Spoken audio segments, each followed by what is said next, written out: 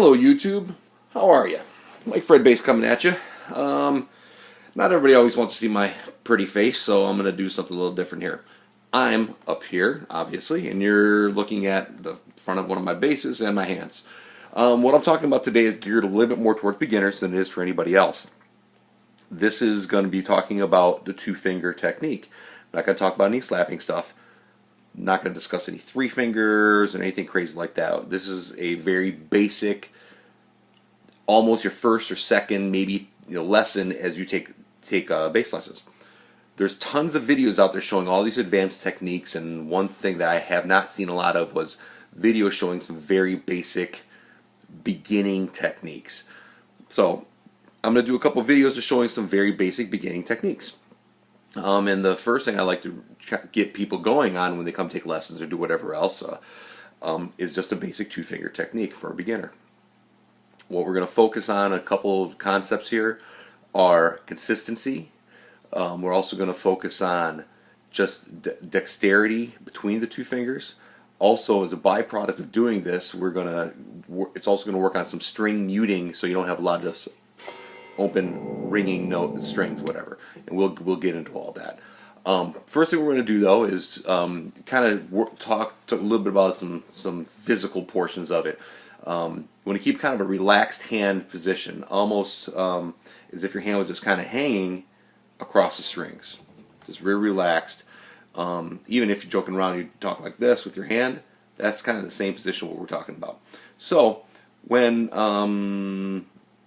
we're going to be going through all this, we're going to be keeping our hand relaxed, and we're going to be kind of worrying about going back and forth, 1 2 1 2 1 2 1 2 1 2. Okay, got that? I know it's weird. I'm talking with my hand right now.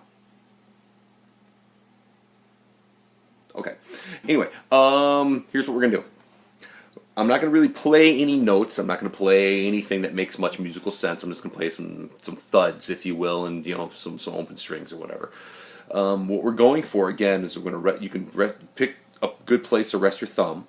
Some guys like to rest it up here. Some guys like to rest it here. Some guys like to rest on a rear pickup. Just make sure you have a nice, comfortable place. Again, you want to keep kind of a nice, relaxed hand position. You don't want to have a harsh angle on your wrist. You don't want to really be doing this.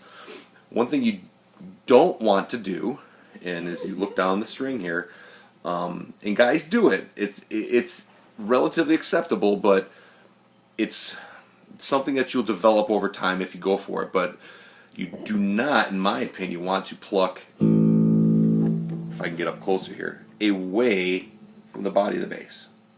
What I mean by that, you don't want to pluck like this. You get my meaning? I hope you do. What you kind of want to focus on in doing this is you want to, if you watch my fingers, you want to kind of use the string as a stop. And if you're on your E string or your B, if you're playing a 5 or whatever it is, you use your thumb as that stop. See how my fingers are hitting my thumb there? If I'm playing on my next string, which is my A string, I'm using the E string as my stop. Same with my D, using the A string if I'm playing a D string. And if I'm playing the G, obviously I'm using the D. There's a number of reasons for this. As I covered before, and one of the concepts that we're going to be talking about is muting the strings a little bit. So if you're playing and you're plucking it away from the body and not having a rest stop anywhere,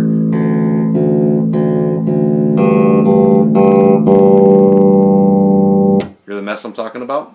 So we're going to do this one more time, where we're going to use the string above, going in this direction, above as a rest. And also what it's going to do, a byproduct of that rest, is muting the string.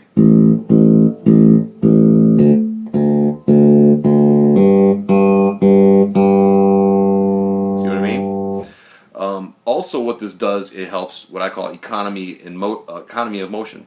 You're not having these big movements out here. You have these smaller movements. So that's kind of what we want to keep in mind here as we're doing this. We also want to have consistency between the fingers. 1 2 1 2 1 2 1 2, however you want to count it. But you also want to go back and forth, alternating fingers as much as you can. It's acceptable to use one finger. James Jamerson was known as the claw, played most of the Motown stuff you hear on the radio with it just as one finger.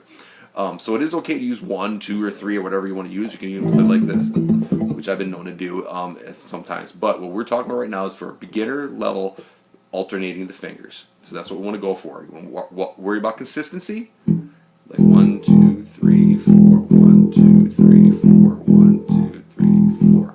Also, you want to make sure that you're resting on the string above it.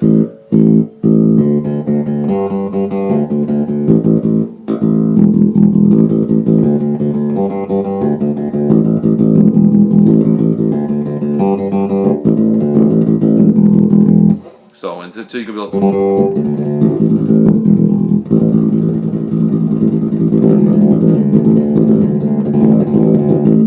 So you can build up some good speed there. It's not important to worry about going fast or anything. You're worried about doing it cleanly and just relatively consistent. Or I say relatively, you're going to do it as consistent as you can.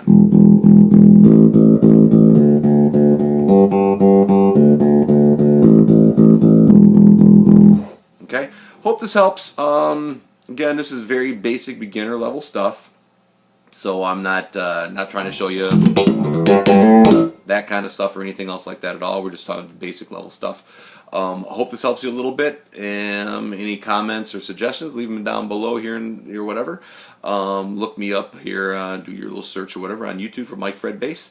I have other videos and other stuff out there. So, hey, enjoy. See ya. Bye.